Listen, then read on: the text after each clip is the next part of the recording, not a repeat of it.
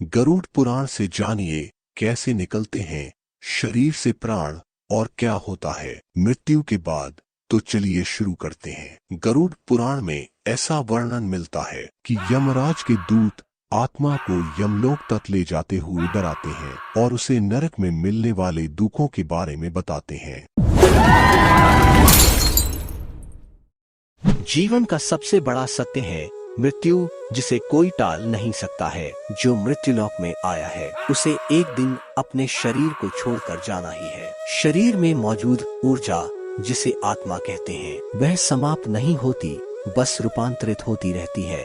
यह ऊर्जा जब शरीर से निकलती है तो यह कुहासे के समान होती है। जिस शरीर से यह निकलती है तो मृत्यु के कुछ समय तक आत्मा को अजब गजब अनुभवों से गुजरना पड़ता है। आत्मा शरीर से निकलकर कुछ देर तक अचेत अवस्था में रहती है। जब व्यक्ति के शरीर से आत्मा निकलती है तो उसे कुछ समय तक पता ही नहीं होता है कि वह शरीर से अलग हो रहा है और वह उसी प्रकार व्यवहार करती है जैसे शरीर में रहते हुए उसका व्यवहार था। शरीर से निकलकर खड़ी आत्मा अपने सगे संबंधियों को पुकारती है, लेकिन उसकी आवाज कोई सुन नहीं पाता है। इससे आत्मा को बेचैनी होने लगती है। आत्मा परेशान होकर सभी लोगों से कुछ कहना चाहती है, पर उसकी आवाज बस उस तक ही गूंज कर सीमित रह जाती है।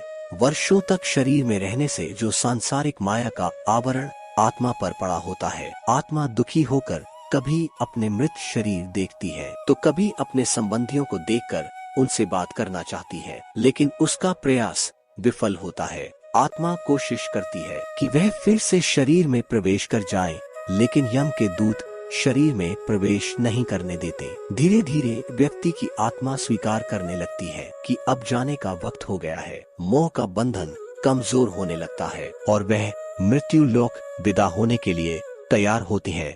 शरीर के मृत हो जाने पर आत्मा अपने परिजनों को रोते बिलखते देखकर दुखी होती है और खुद भी दुख से व्याकुल होकर रोती है, लेकिन उसके वश में कुछ नहीं होता है। वह लाचार होकर सब कुछ देखती है और अपने जीवन काल में किए गए कर्मों को याद करके दुखी होती है। यम के दूत आत्मा से कहते हैं कि चलो अब यहाँ से चलने का समय आ गया है, और कर्मों के अनुसार उसे लेकर यम मार्ग की ओर चल पड़ते हैं। कुछ ही समय में आत्मा मृत्युलोक की सीमा को पार कर एक ऐसे मार्ग में पहुंच जाती है जहां ना सूर्य की रोशनी होती है, ना चांद की चांदनी। उस लोक में हर जगह अंधेरा ही अंधेरा होता है।